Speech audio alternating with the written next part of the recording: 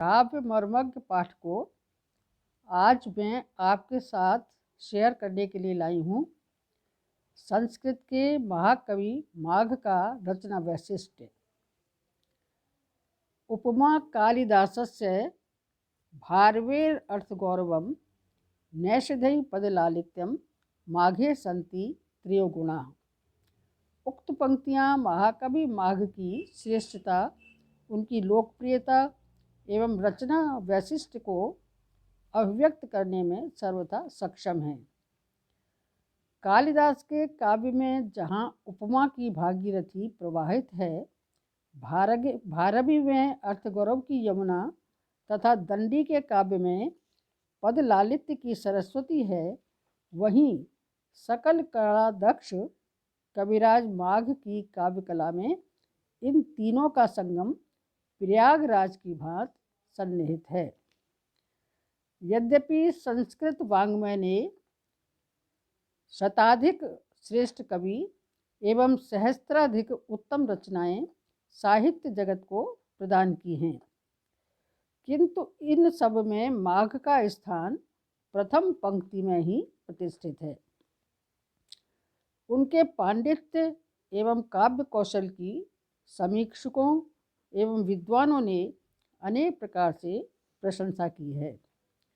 व्याकरण के संबंध में उनका ज्ञान अगाध है। पद्यों की रचना में उन्होंने नए नए शब्दों का चयन किया है। उनका काव्य शब्दों का विश्वकोश प्रतीत होता है। माघ के विषय में प्रसिद्ध है कि शिशुपाल वधम का नवम सर्ग समाप्त होने पर कोई नया शब्द शेष नहीं रहता है। नव सर्ग गते माघे नव शब्दों न विद्यते। इस संबंध में विद्वान धनपाल का कथन उल्लेखनीय है। माघेन विघ्नोत्साह नो उत्सहन्ते पदक्रमे स्मरन्ते भारवेरेव कवयः कपयेथा।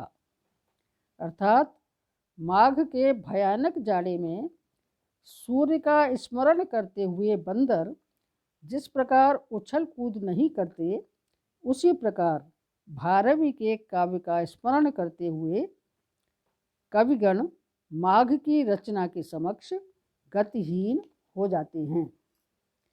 इसी प्रकार एक अन्य उक्ति के में माघ को भारवी से श्रेष्ठ प्रतिपादित किया गया है। तावद वा भारवेर भाति यावन माघस्य नोदय उदिते चा पुनर्माघे भारवे भारवेरेव।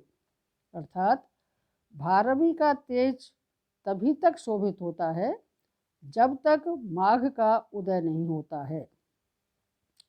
माघ का उदय होने पर तो भारवी का तेज सूर्य के तेज के समान फीका पड़ जाता है। महाकवि माघ द्वारा विरचित एकमात्र कृति शिशुपाल वधम है। यह 20 सर्गों में विरचित महाकाव्य है, जिसमें शिशुपाल के वध की कथा है। इस कथा की वर्णन शैली अत्यंत प्रौढ़ है और अलंकारपूर्ण एवं भाव गांधीर्य से संपन्न है। जहाँ तक महाकाव्य की कथा वस्तु का प्रश्न है, माघ ने महाभारत से एक छोटी सी कथा वस्तु को ग्रहण किया है तथा अपनी प्रतिभा के बल पर उसे विस्तृत रूप प्रदान कर दिया है। इसमें उनकी वर्णन चातुरी की विलक्षणता का पद पद पर प्रमाण मिलता है। न केवल कथा वस्तु अपितु चरित्र चित्रण एवं रस योजना में भी महाकवि ने अत्यंत कौशल का परिचय दिया है। डॉक्टर वचनदेव कुमार के अनुसार उनकी तूलिका के मधुर स्पर्शों से उनके महाकाव्य के अनेक पात्र चिरस्मरणीय हो गए हैं। युधिष्ठिर हों अथवा नारद, नायक श्री कृष्ण हों अथवा प्रतिनायक शिशुपाल, सभी ढले हुए चरित्र की मालूम नहीं पड़ते। ये व्यक्तित्व की ऊर्जा एवं स्फूर्जा से भास्वर हैं। माघ के श्री कृष्ण में हमें पुरुषोत्तम की पूर्णता का आभास स्थान स्थान पर मिलता है। जहाँ तक एक रस योजना का संबंध है, वीर रस के साथ साथ श्रृंगार रस के सम्मोहक वर्णन में भी कवि को पूर्ण रूपेण सफलता प्राप्त हुई है। डॉक्टर वचन देव कुमार के अनुसार माघ शुद्ध कलावादी कवि हैं। उनका कवित्व एवं पांडित्य का दुर्लभ संयोग हुआ है। वे कितने बहुश्रुत एवं बहुज्ञ थे, इसका प्रमाण उनके महाकाव्य से प्राप्त होता है। उनका संपूर्ण काव्य प्रांजल भाषा, प्रौढ़ शैली एवं उदात्त भावनाओं से परिप्लुत है। प्रत्येक वर्णन आलंकारिक भाषा से दीप्त है। माघ प्रकृति के भी परम पुजारी थे। उन्होंने शिशुपाल वधम में जहाँ भी अवसर मिला है, प्राकृतिक दृश्यों का विस्तृत चित्रण किया है। इन चित्रों में कवि की सूक्ष्म पर्यवेक्षण शक्ति एवं कल्पना की उड़ान परिदर्शित होती है। माघ ने प्रातःकालीन सूर्य को नाना रूपों, नाना वेशों में उपस्थित किया है। चतुर्थ सर्ग में सूर्योदय का ऐसा नेत्र रंजक मूर्त वर्णन कवि ने किया है कि इस एक पद्य के आधार पर उन्हें घंटा माघ की उपाधि से अभिहित किया गया है। यथा उदयति विततो भाति ऊर्ध्वरश्मि रज्ज्वा हिमरुचौ हिमधाम्नि याति चास्तम वहति गिरियम विलंबि घंटाद्वय परिवारित वारणेन्द्र लीलाम। अर्थात किरण रूपी रस्सियों से युक्त सूर्य एक ओर उदय हो रहा है और दूसरी ओर चंद्रमा अस्त हो रहा है। ऐसा जान पड़ता है कि रैवतक पर्वत गजराज हो और उनके दोनों ओर 2 घंटे लटक रहे हों।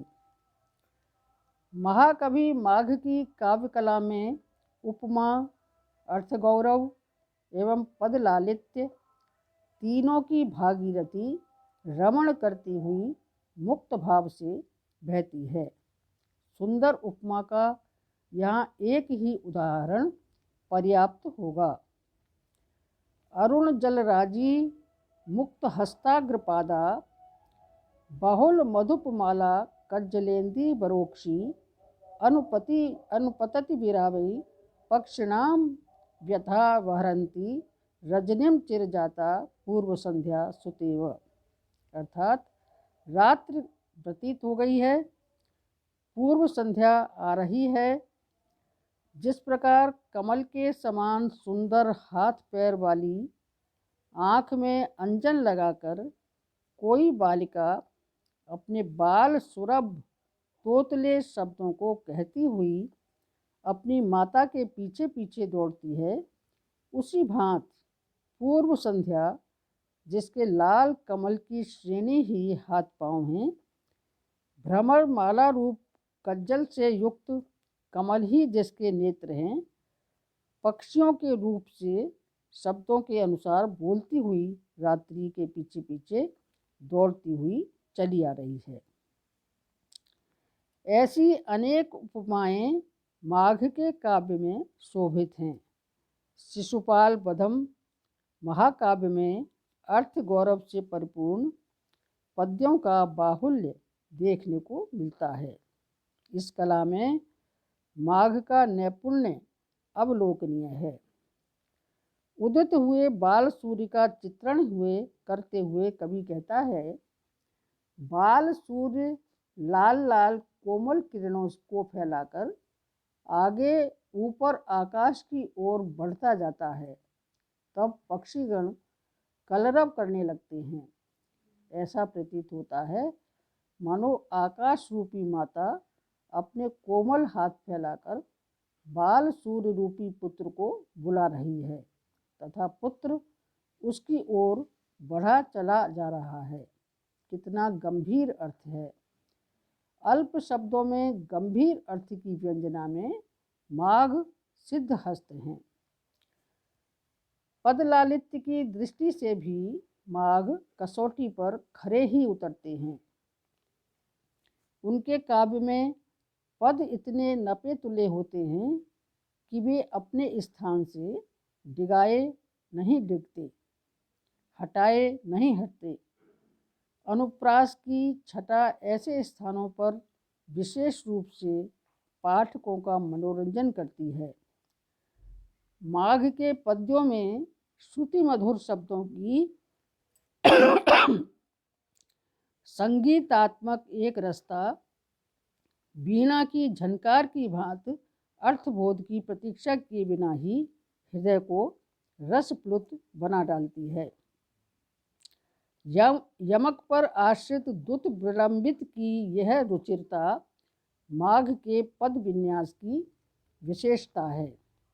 वसंतकालीन शोभा का निदर्शक प्रस्तुत पद यहाँ उल्लेखनीय है। मधुर्या मधुबोधित माधवी मधु समृद्धि समेधित मेघया मधुकरांगनया मुहुर्मद ध्वनि निभृताक्षर मुंजते। माघ की कविता में कलापक्ष की कमनीयता एक अविस्मरणीय घटना है। वक्रोक्ति से मंडित तथा शाब्दिक और आर्थिक चमत्कार के उत्पादिक अलंकारों से सुसज्जित पद विन्यास ही माघ की दृष्टि में सबसे सच्चे काव्य का निदर्शन है। माघ ने अपनी चमत्कारपूर्ण शैली से कविता को कलात्मकता के उच्च शिखर पर पहुंचा दिया है। कवि ने कहीं कहीं केवल एक ही वर्ण में संपूर्ण श्लोक की रचना कर डाली है एवं कहीं दो वर्णों के द्वारा श्लोकों की रचना की गई है। इस प्रकार के चमत्कारपूर्ण पांडित्य उनके काव्य में देखने को मिलते हैं, जो उनकी काव्य कला का उत्कृष्ट उदाहरण हैं। कहाँ से पढ़ूँ? माघ ने अनेक प्रकार के शब्द कौशल के द्वारा अपने पांडित्य का प्रदर्शन किया है। अतएव वर्णन कौशल, अलंकार प्रियता, प्रकृति समुपासना के साथ माघ उच्च कोटि के कवियों की श्रृंखला में शीर्ष स्थान पर प्रतिष्ठित हैं। साथियों, ये था संस्कृत के महाकाव्य माघ का रचना वैशिष्ट। इसे सुनकर निश्चय ही आप भाव विभोर हुए होंगे। यदि मेरा ये प्रयास आपको पसंद आया है तो इसे लाइक और शेयर करना ना भूलें तथा मेरे चैनल को सब्सक्राइब अवश्य करें। धन्यवाद।